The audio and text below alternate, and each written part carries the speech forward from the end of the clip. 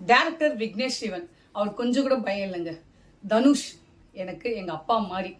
எங்களுக்குள்ள நல்ல ரிலேஷன்ஷிப் இருந்தது. ஆனா சுத்தி இருந்தவங்க எல்லாரும் எங்களுக்குள்ள இருந்த நல்ல ரிலேஷன்ஷிப்பை இது மாதிரி பண்ணிட்டாங்க அப்படின்னு அவ்வளோ ஆதங்கமா அவர் சொல்லியிருக்காரு.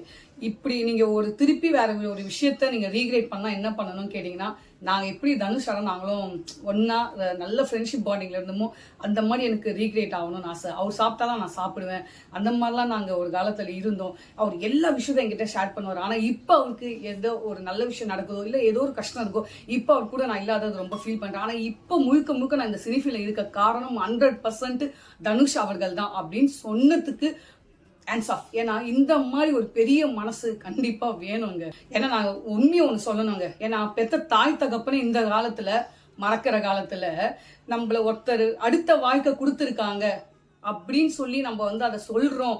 அதுவும் இவ்வளவு பிரச்சனையாகி இதை நம்ம பேசணுமா, இவரெல்லாம் சொல்லணுமா அப்படின்னு நினைக்கிறதுக்கு, அதுவும் யார் கூட இருக்காரு, லேடி சூப்பர் ஸ்டாரோடைய ஹஸ்பண்ட் அவரு. இப்போ இதெல்லாம் சொல்லணுமா அப்படின்னு கேட்டா இல்லைங்க, நான் வேற, என்னுடைய மனசாட்சின்னு ஒண்ணு இருக்கு, நான் அதை எடுத்து வைப்பேன் அப்படின்னு ஒண்ணு சொல்லணும்னா தனி மனசு நம்ம விக்னேஷ் சிவன் கிட்டதான் இருக்கு போல. சில நேரத்துல எங்களுக்குள்ள சுத்தி நடந்த விஷயத்துக்கெல்லாம் நான் ரொம்ப அசிங்கப்படுறேன், அதை நான் எதிர்பார்க்கல அப்படின்னு ஒரு ஆதங்கத்தோட அவருடைய கண்ணில் வலியோட சொல்றப்ப ரொம்ப கஷ்டமா இருந்தது பார்க்கவே.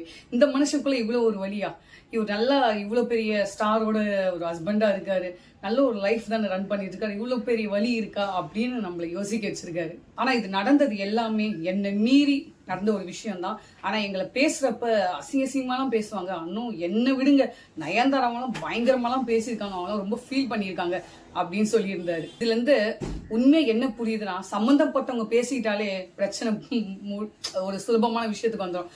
ஆனா சம்பந்தப்பட்டவங்க தவிர்த்து சுத்தி இருக்கவங்க பேசினா இப்படிதான் இருக்கவங்கள இல்லாமே ஆக்கிடுவாங்க. இந்த மாதிரி இது சினிஃபீல்டுக்கு மட்டும் இல்லைங்க, எல்லா ரிலேஷன்ஷிப்லயும் இந்த பிரச்சனை இருக்கு. எனக்கு தெரிஞ்சு இது கண்டிப்பா தனுஷ் அவர்கள் காதுல விழுந்திருக்கும்.